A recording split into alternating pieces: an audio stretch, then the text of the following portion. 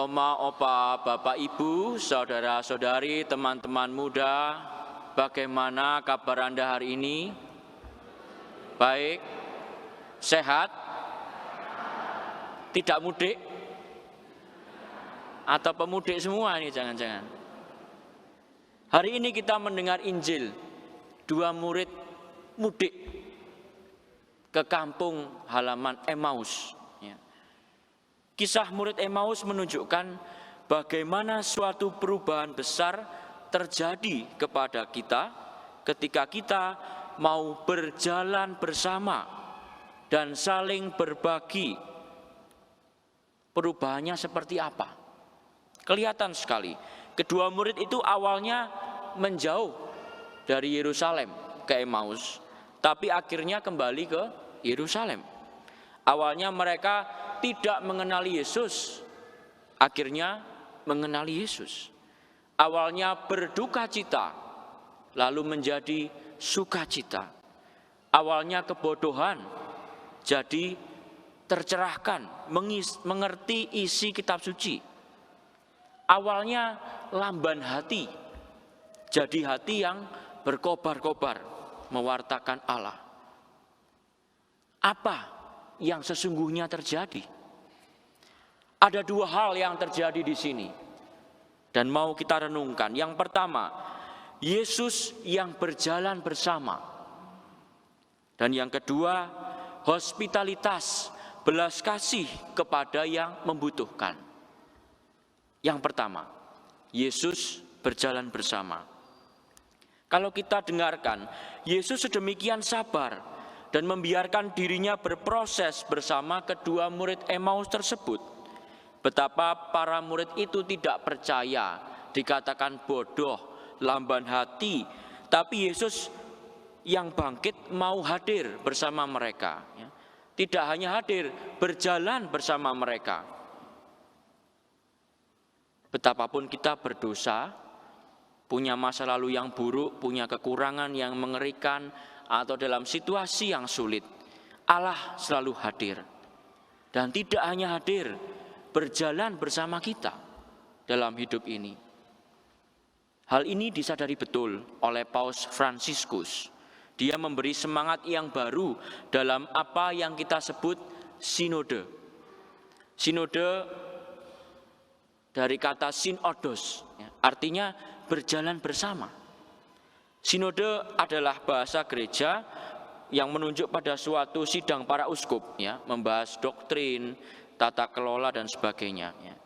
Nah, di tangan Paus Fransiskus ada perubahan, ada yang berbeda.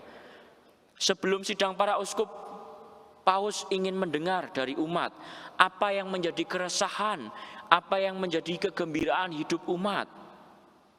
Kalau dokumennya tentang keluarga, yang ditanya juga keluarga. Lalu dokumennya Amoris Laetitia. Kalau tentang anak muda, yang ditanya juga anak muda. Lalu dokumennya apa? Christus Vivit. Maka Paus ini dinilai memang lebih mendengarkan, lebih melibatkan banyak pihak dalam proses sinode. Memang jadi makin lama prosesnya untuk mendengarkan banyak orang. Tetapi itu dilakukan Dan itu merubah cara gereja mengambil keputusan. Pelayanan dan pewartaan kita harus juga melalui proses seperti ini Di dalam keluarga, dalam organisasi, pelayanan gereja harus seperti itu. Ada perjumpaan, mendengarkan dan mengambil keputusan bersama Tidak mudah. Prosesnya panjang, harus sabar dan seterusnya. Kalau tidak mau diganggu, jangan-jangan kita ini belum siap dalam mewartakan dan melayani Tuhan kepada sesama. Ada cerita, ini masa mudik lebaran. Banyak orang pulang kampung berlibur. Suatu kali ada supir truk yang beristirahat di pinggir jalan. Sedang enak-enak istirahat, jendelanya diketuk orang asing. Tok, tok, tok, tanya, "Pak, arah ke puncak mana?" Lalu dengan agak sebel, supirnya menjawab, "Ke arah sana." Tidak lama kemudian, karena memang jalan padat, seseorang mengetuk jendela lagi. Tok, tok, tok. permisi Pak, arah ke puncak kemana ya? Makin sebel lagi dia jawab, sana. Lalu supir ini punya ide, bagaimana supaya tidak diganggu. Dia menulis di kertas, ditempel di jendela truknya, saya tidak tahu arah ke puncak. Lalu dia tidur lagi. Enggak lama kemudian ada orang lagi datang ketuk, tok tok tok. Bapak tidak tahu arah ke puncak ya? Saya beritahu Pak, arahnya ke sana. Ganggu lagi.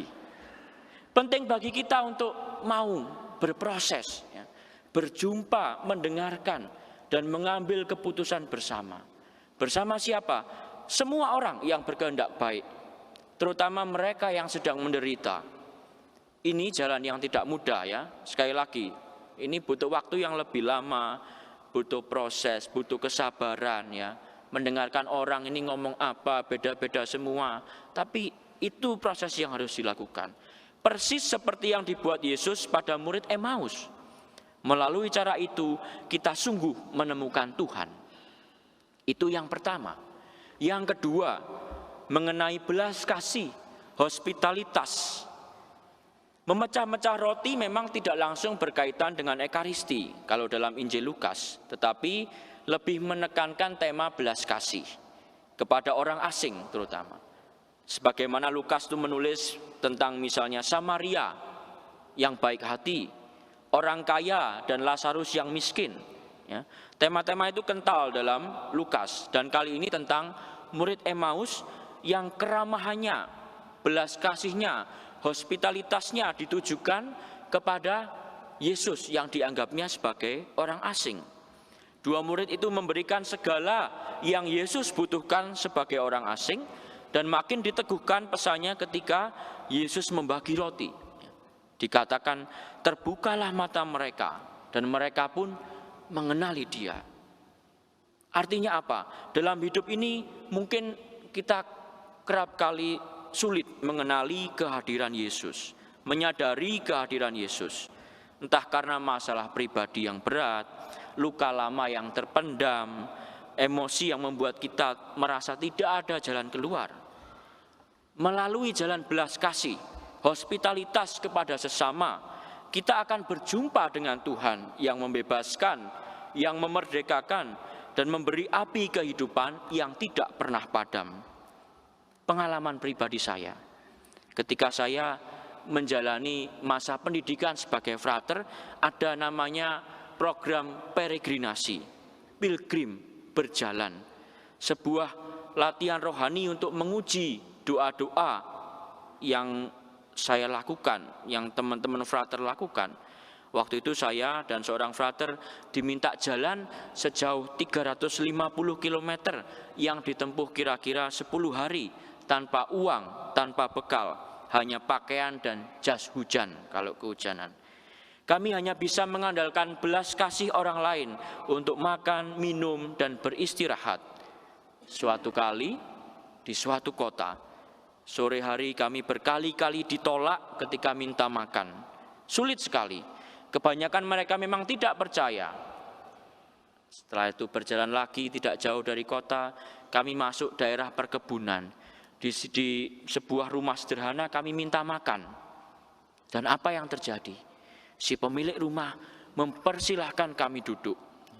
Si ibu langsung membuatkan segelas kopi panas, ya, disajikan. Lalu masuk lagi, masak keluar telur goreng, teri, sayur, dan nasi yang hangat.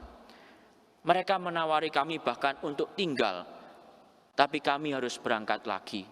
Ibu itu bercerita bahwa anak saya juga rantau dan dibantu orang lain. Maka ada orang asing seperti saya, ini orangnya kayaknya sehat, putih, bersih, kok minta-minta gitu. Tapi tetap dikasih. Tetap dikasih gitu ya. Dari orang sederhana yang memberi kami makan dan hospitalitas yang luar biasa itu, saya berjumpa dengan Tuhan ya, yang nyata-nyata mengasihi saya. Pengalaman macam itu merubah pandangan saya tentang orang asing, tentang orang yang berbeda agama, dan tentang dunia ini ya. Kita berjalan bersama.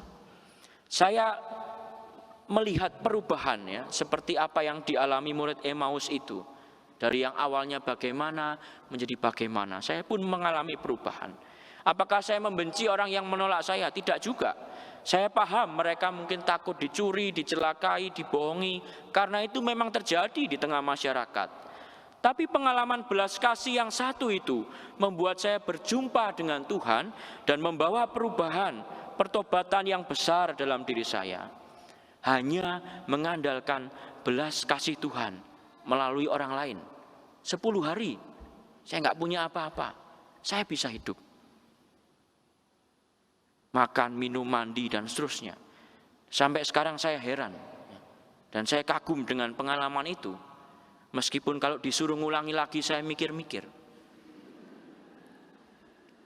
Saudara-saudari yang terkasih, semoga kita semakin menghayati semangat sinodalitas, ya, berjalan bersama semua orang yang berkehendak baik. Dan juga berbelas kasih kepada sesama yang membutuhkan. Dan dengan demikian kita berjumpa dengan Tuhan yang mengubah duka cita menjadi sukacita. Amin.